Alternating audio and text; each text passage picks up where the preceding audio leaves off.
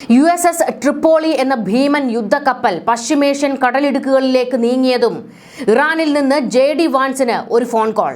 ചർച്ചകൾ ഉടൻ ആരംഭിക്കാമെന്ന്. IRGCയുടെ യുദ്ധം എന്ന നിലപാട് കാറ്റിൽ പറത്തി സമാധാന ചർച്ചയ്ക്ക് തയ്യാറെടുത്ത് ഇറാൻ പ്രസിഡന്റ് മസൂദ് പെസഷ്ക്യാൻ. ട്രിപ്പോളി ഇറങ്ങുന്നത് വെറുതെയല്ലെന്ന് മസൂദിന് നന്നായിട്ടറിയാം. 25,000 കോടിയുടെ അതിമാരക ആയുധങ്ങളാണ് USS ട്രിപ്പോളിയിലുള്ളത്. ഇറാന്റെ പ്രതിരോധ കോട്ടകളെ നിഷ്പ്രഭമാക്കാൻ ശേഷിയുള്ള അമേരിക്കയുടെ ഏറ്റവും വലിയ തന്ത്രപ്രധാന ആയുധമാണ് ഈ പടക്കപ്പൽ. അപകടം തിരിച്ചറിഞ്ഞാണ് ഇറാൻ ഇപ്പോൾ ചർച്ചയ്ക്ക് തിടുക്കം കൂട്ടുന്നത്.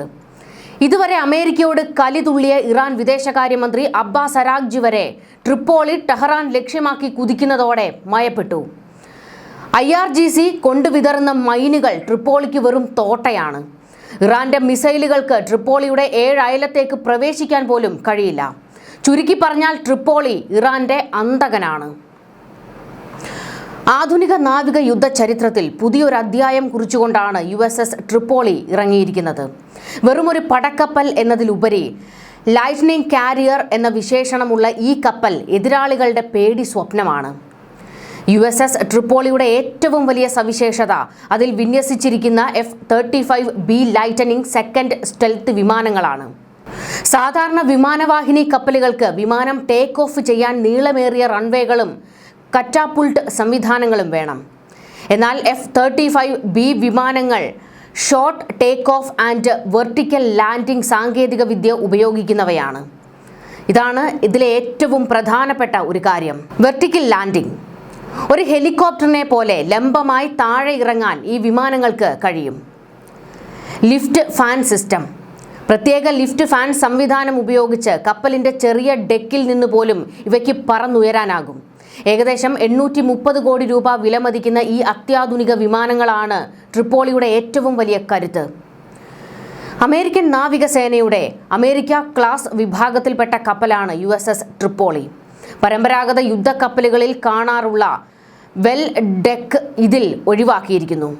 ഇതിന് പകരം വിമാനങ്ങൾ സൂക്ഷിക്കാനുള്ള ഹാങ്ങറുകൾക്കും ഇന്ധനത്തിനും അറ്റകുറ്റപ്പണികൾക്കുമുള്ള സ്ഥലം വർദ്ധിപ്പിച്ചു.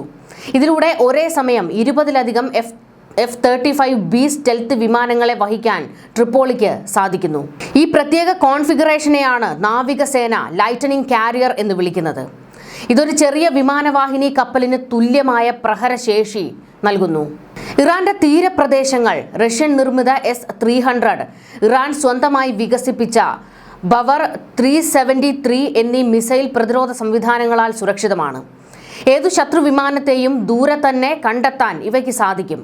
എന്നാൽ F-35B ഇതിനൊരു അപവാദമാണ്. സ്റ്റെൽത്ത് സാങ്കേതിക വിദ്യ.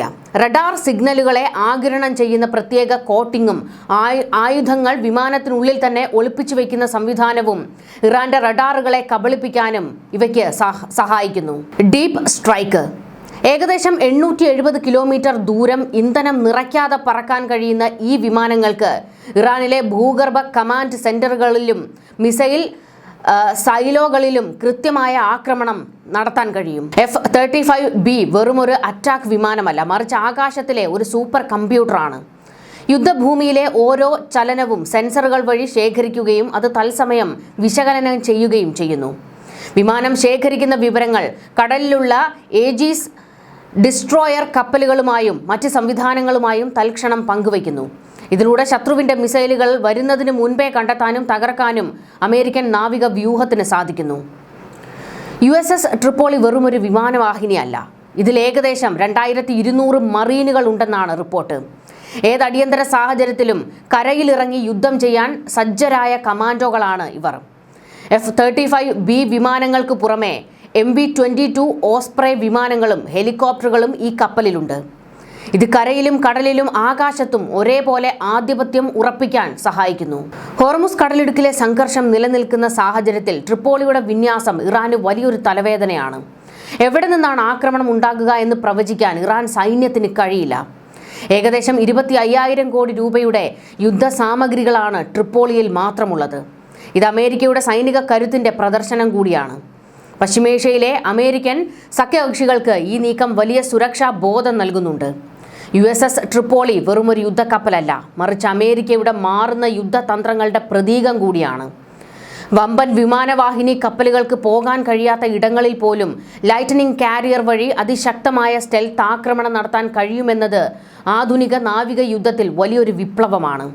ഇറാൻ അതിർത്തിയിലെ ജലപ്പരപ്പിൽ ട്രിപ്പോളി നിലയുറപ്പിക്കുമ്പോൾ അത് സമാധാനത്തിനായുള്ള ഒരു പ്രതിരോധ കവചമോ അതോ വരാനിരിക്കുന്ന വലിയൊരു യുദ്ധത്തിന്റെ തുടക്കമോ എന്നത് വലിയ ആശങ്ക ഉണ്ടാക്കുന്നു. ഇറാൻ യുദ്ധം അവസാനിപ്പിക്കുന്നതിനുള്ള ചർച്ചകൾ ഇസ്ലാമാബാദിൽ പുനരാരംഭിക്കുമെന്ന് സൂചന നൽകിയിരിക്കുകയാണ് US പ്രസിഡന്റ് ഡൊണാൾഡ് ട്രംപ്. അടുത്ത 2 ദിവസത്തിനുള്ളിൽ എന്തെങ്കിലും സംഭവിക്കാം. കാരണം ഞങ്ങൾ അങ്ങോട്ട് പോകാൻ താൽപ്പര്യപ്പെടുന്നു.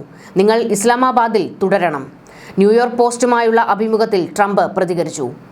Pakistan army chief field marshal Asim Munir മികച്ച പ്രവർത്തനം നടത്തുന്നുണ്ടെന്നും ട്രംപ് അഭിമുഖത്തിൽ പറഞ്ഞു.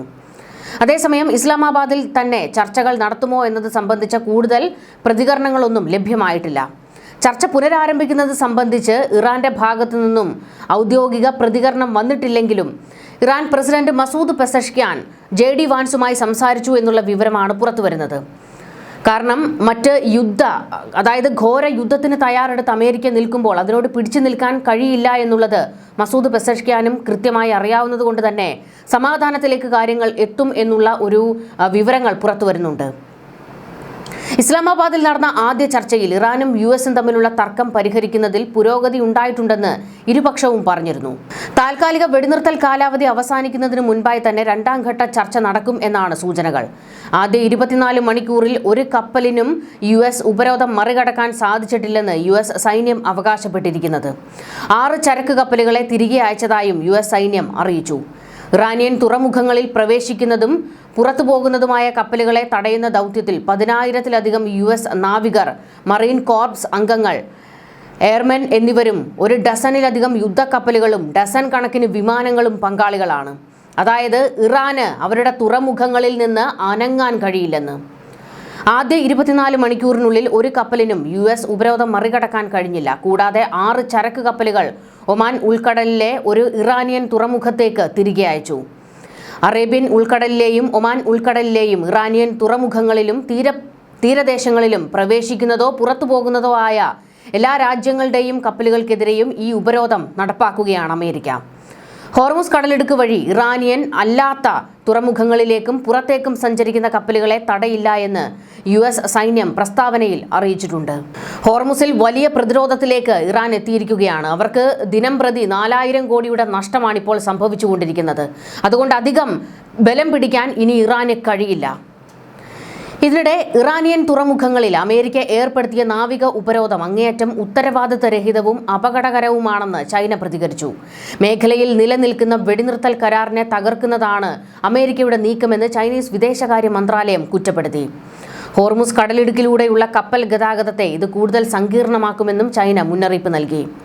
ഇറാനിൽ നിന്ന് ഏറ്റവും കൂടുതൽ എണ്ണ വാങ്ങുന്ന ചൈനയെ സമ്മർദ്ദത്തിലാക്കാനും അമേരിക്ക ഈ നീക്കത്തിലൂടെ ലക്ഷ്യമിടുന്നുണ്ട്.